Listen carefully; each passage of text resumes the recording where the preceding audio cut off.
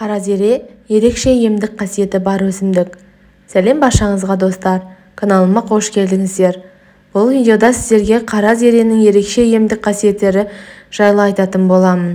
Видеоны соңына дейін көріп, каналыма жазылып, лайк басып, пікір қалдырып кетулеріңізді сұраймын. Қаразеренің 20-ға жуық түрі бар. Өсімдік дәнінің түсі қара болып келеді. Оның қаразере деп аталуының себебі де осы. Қаразеренің емдік қасиетіне байланысты көптеген ғылыми зерттеулер жүргізілген. 1960 жылы профессор Дахакна қаразеренің май мен артритті емдеуге болатындығын дәлелдеген. Ал 1992 жылы Дакка университетінде жүргізілген зерттеуде қаразеренің бактерияға қарсы тұра алатын қасиеті бар екені анықталған. Сондай-ақ ол қатерлі ісікті емдеу үшін де қолданылады. Мұхаммед пайғамбарымыз саллаллаху алейхи вассалам ерекше мақтаған бұл өсімдік бар дерттің дауасы екені бірі білсе, бірі білмейді. Араб елдерінде пайғамбар өсімдігі аталып кеткен қаразеренің пайдасы айтарлықтай. Медицина мамандарының айтуынша, қаразере майының химиялық құрамын фосфор, темір, фосфат, кальций, карбогидраттар, Е және Б дәрумендері, линолей, алейн, пальмитин, альфа-линолен қышқылдары құрайды. Ғалым Ибн Қайым Жаузия өзінің пайғамбар медицинасы атты кітабында қаразеремен 50 шақты ауруды емдеуге болатындығын көрсеткен. Кейінгі зерттеулер бойынша да оның мынандай ауруларға ем екендігі белгілі.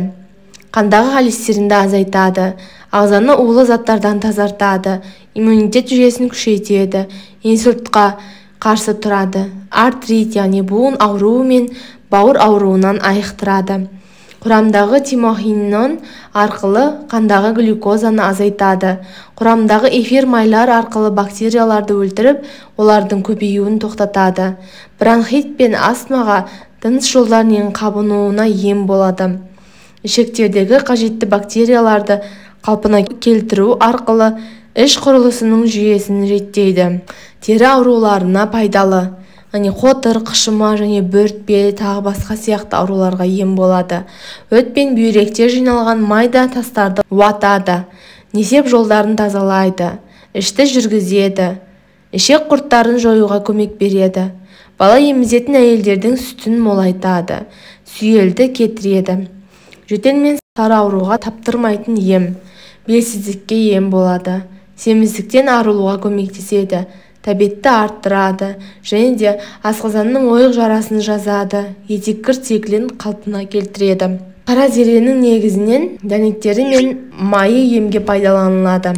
Мәселен, қаразере майы аллергияны, қышыма мен псориазды емде, бәсеңдетуге, демікпеге қарсы ағзаның иммунитетін арттыруға, ас қорыту қиындағанда, жоғарғы қан қысымы байқалғанда емге пайдаланылады.